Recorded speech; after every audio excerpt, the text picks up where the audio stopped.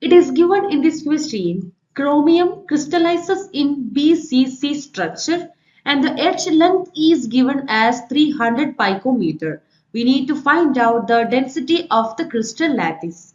The atomic mass of chromium is also given, that is 52 unit.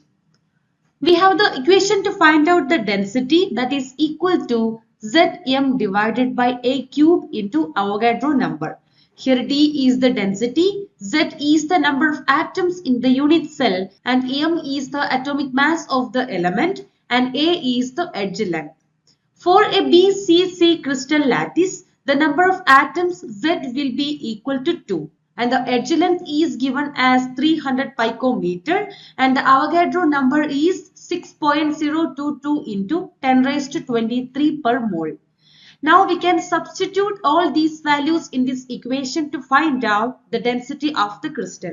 So here it will be 2 into 52 divided by the edge length, the cube multiplied by the Avogadro number.